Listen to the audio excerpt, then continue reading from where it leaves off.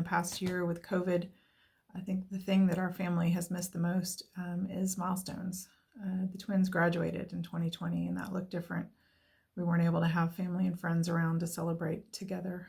My youngest, Anna, started high school last year and was home for the whole first semester. So she just, missed out on a lot of that socialization, and we grieved that for them. But I think the hardest part has been the church trips that they've all missed, the camps and retreats and choir tour with their friends. Those are life-changing trips with really special moments, and it just breaks my heart that they weren't able to spend that time with their church family.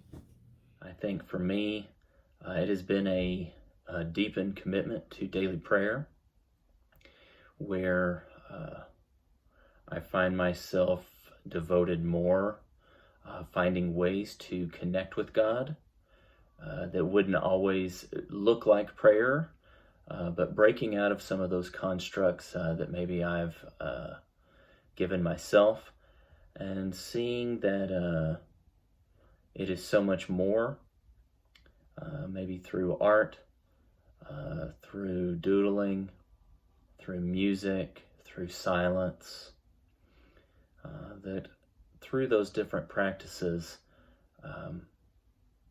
I am able to get in touch with the Spirit of God, who invites me to love, to compassion, to kindness, to my neighbors, but more importantly, to myself.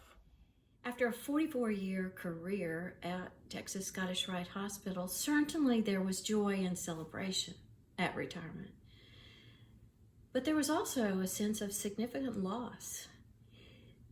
That career had been one that fulfilled a mission and brought tremendous personal fulfillment. It had given me an area, a place, an arena for achievement, for performance, for succeeding. I was clear that God had led me to the decision for retirement, and was clear that He was leading me into where I would next serve, that there would be another mission, that it would be fulfilling, and I would be able to contribute. But everywhere I thought He had led me seemed to be on pandemic pause. And I began to question as the months went by, God, isn't there something You want me to do? And He began to show Himself in different ways as He brought me to some questions. What was the source of this need for achievement? Was it a sinful self-will, or was it a holy gift? Was my need for achievement, for doing, one to prove myself more worthy to myself, to others, to be worthy to God? And as I dealt with these questions, I began to sense just the beginning of a new growth, a sense of being able to express my feelings of loss and impatience with God, to be able to see that living in the present rather than staying focused on the future was much more satisfying and provided me time and opportunity to be in God's presence. And I was being convinced that I was wanting to be connected to God's hope for the world, not my action plan.